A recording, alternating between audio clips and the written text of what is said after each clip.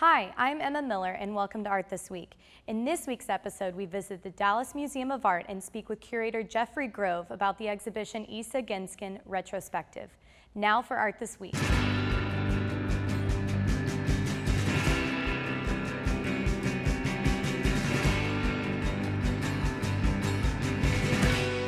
I'm here with Dr. Jeffrey Grove, curator of Isa Genzken Retrospective, which opens at the Dallas Museum of Art on September 14th. Dr. Grove, thank you so much for speaking with me. Thank you. So, this exhibition was organized through the collaboration of MoMA and the Museum of Contemporary Art Chicago. Can you tell me a little bit about how the relationship between these three museums got started to bring her work together? Yes, it actually comes out of friendship. Michael Darling, who is a curator at the MCA Chicago, and I had begun discussing doing an Isa Genzken retrospective as a partnership between our two institutions. And then we very shortly found out that our friend, Laura Hoffman at MoMA in New York, was also pursuing this idea and with her colleague Sabina Breitweiser. So we got on the phone and we discussed how we could make this happen together, and beautifully it came together. 4 curators, 3 institutions. And this is the first major retrospective of her work in the United States. She's very well established in Europe, but a lot of the American audience is not familiar with her work. What do you think your responsibilities have been as curators, both to Isa and to the viewers? That's exactly. She's very well known in Europe.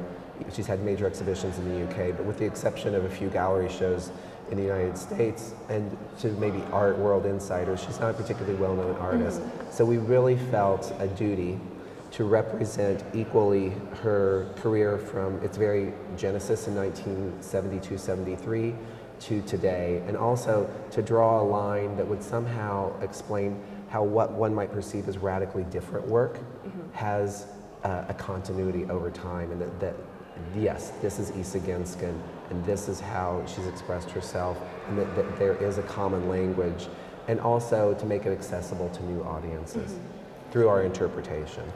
In the 1970s, Genzken traveled in some really impressive artistic circles. You know, Joseph Beuys, Gerhard Richter, and Dan Graham are just a few of the artists that she maintained relationships with in this time period. Can you tell me a little bit about how we can see their influence in her work, but also how she was able to distinguish her point of view from theirs? Right, and I'm not so sure it's so much influence as a pollination of ideas. I mean, Benjamin Buchloh was an instructor. Gerhard Richter was an instructor, but she was also one of the brightest students. She was offered a gallery exhibition while she was still in graduate school, and she traveled to the United States, and independently forged friendships with Kim Gordon and Dan Graham and a number of people. So she was a bright light at a young age, so she had the skills were already in place, and I think that she was just in a position because of the universities she attended. She simultaneously attended a university in Cologne and Dusseldorf. She was very ambitious, so she had access to some of the, and Cologne, we have to remember, was in the 1970s the art center, the same as New York is today in Europe. Everyone came there. So it was the ideal place for a young student to be, not only to soak up new information, but to have conversations about what she wanted to achieve. Isa came of age and received her formal education in post-war Germany. Can you speak a little bit about how this influenced her work and maybe also her choice of materials? Sure. I mean, I think that the urban landscape and the architecture of great cities, Berlin, New York, Chicago, are present in her oeuvre throughout.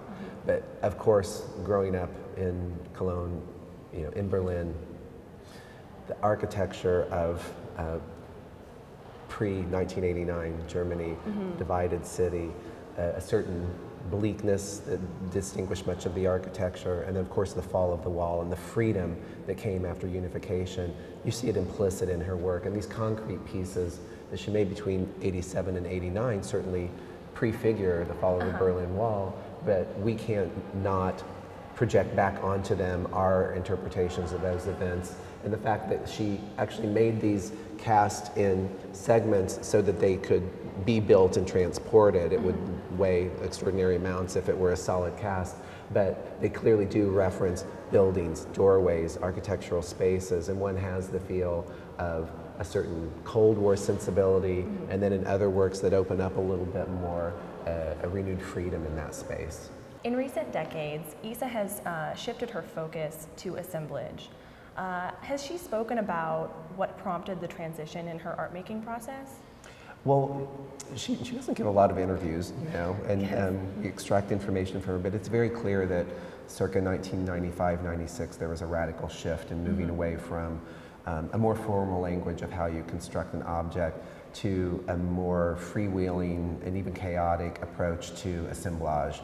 And many of the installations, like the American Room that we're standing in now, typify her practice today, which includes a combination of very high-end and low-end materials brought together in a highly narrative discourse, whereas much of her earlier work, it was a singular object or objects in conversation. Now you have tableau or scenes created, this being like the corporate room of an American CEO with Scrooge McDuck auctioning off the booty, you know, the loot, if you will. And of course you see the American eagle visited in many of these, so there's an implicit association with American consumerism and also perhaps some of its nefarious deeds before the banking collapse, obviously, when this was made. So a willingness and desire to engage in social commentary and critique also.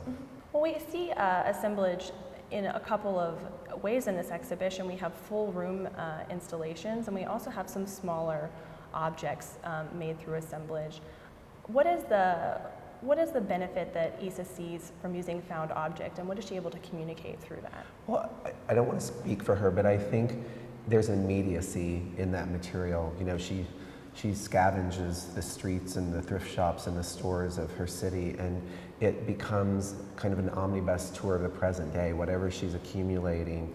You know, consumer culture has expanded infinitely over the last 20 years, and the availability of just stuff, you know, and the uselessness of the stuff that we acquire. And so I think that she's fascinated by that as much as the beauty of it. She also, you know, is truly captivated by, you know, what some people might think is a little bit cheap and cheesy, she also sees as a very beautifully made object. Yes. Well, the exhibition is really comprehensive. I think it really shows the breadth and the scope of her work, and it's on view through January 4th, Correct. 2015. So thank you so much for speaking with us. Thank you.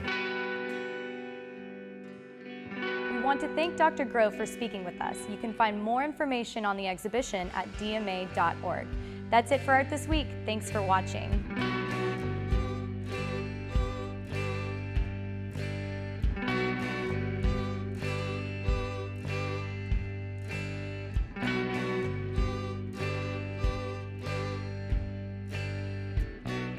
I still got your Polaroid.